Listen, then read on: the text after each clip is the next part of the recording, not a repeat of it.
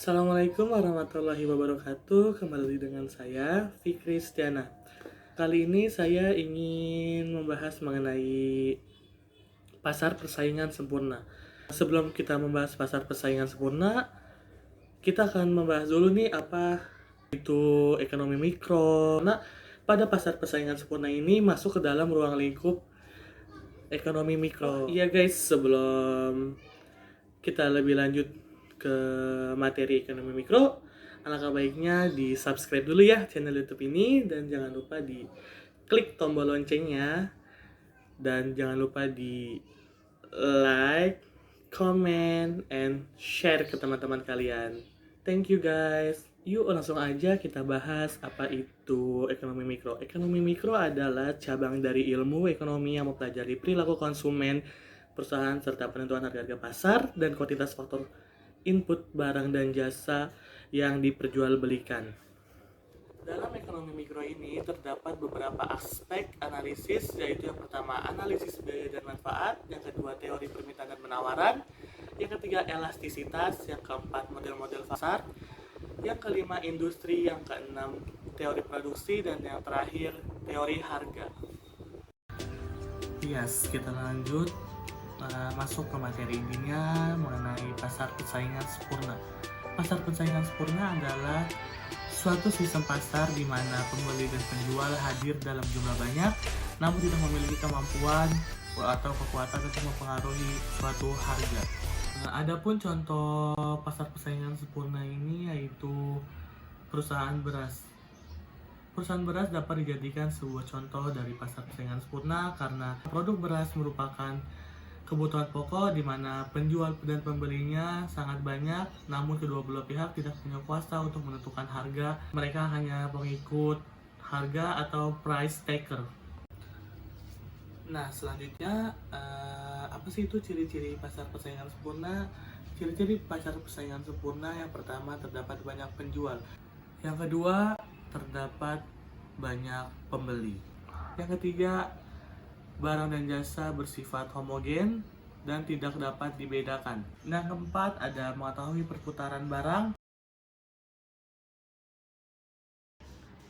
Yes, balik lagi dengan saya Fikri Stiana. Nah, kali ini saya ditemani oleh teman saya.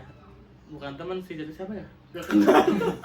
Teman-teman dia, teman kuliah saya, yang kebetulan dia membuka suatu usahanya. Nah, mungkin untuk lebih lanjutnya usahanya nanti dijelaskan di konten ini ya guys ya.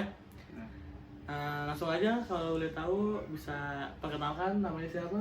Ya, perkenalkan nama saya Iwan, teman dari Fikri Stiana. Oh iya, Mas Iwan. Mas Iwan, kalau boleh tahu buka usahanya di bidang apa ya? Oh, oke.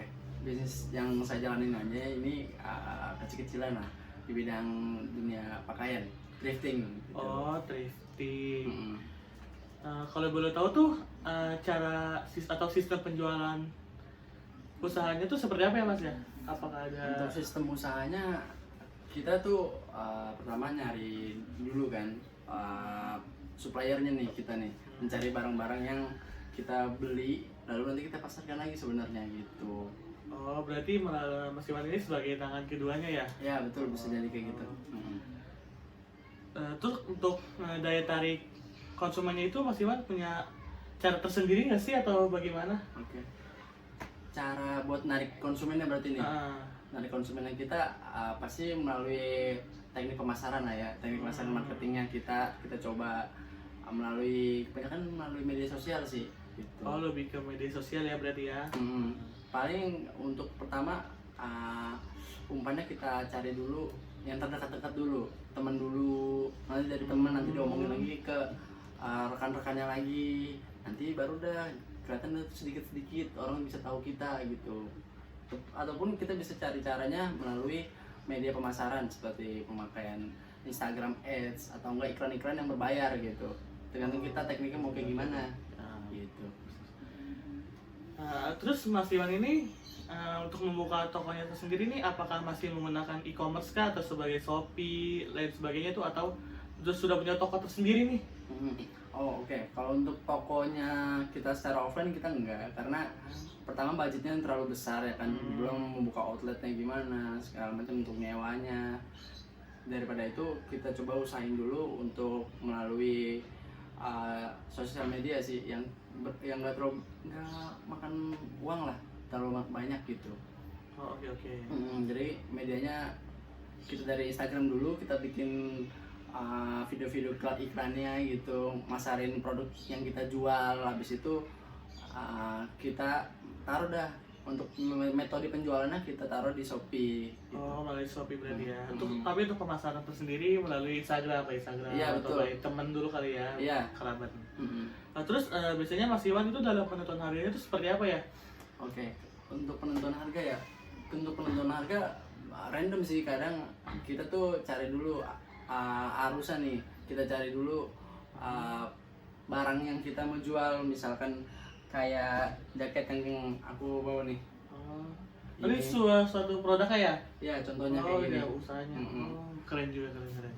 Ah, pertama kita cari dulu di toko-toko lain dulu kan targetnya, jadi kita bisa nentuin harganya. Pertama biasanya sih kita ambil persenan aja dari harga kita dari suppliernya. Oh, Gitu. Dari supplier bisa, dari arus juga bisa. Arusnya itu maksudnya toko-toko yang ngejual barang. Paling kan toko yang kita, misalnya toko online ya, ini kan barang yang kita jual, biar nggak terlalu tinggi, biar nggak terlalu terendah juga gitu. Oh, jadi ya, tahu. Terus kan biasanya kan dalam usaha ini atau dalam suatu usaha lah ya, pasti kan ada aja tuh kan komplainan dari customer. Terus cara Mas Iwan untuk menanggapi komplainan tersebut tuh seperti apa ya? Oke, untuk komplainannya pasti orang jual, gimana kita nanggepin customer dengan baik gitu.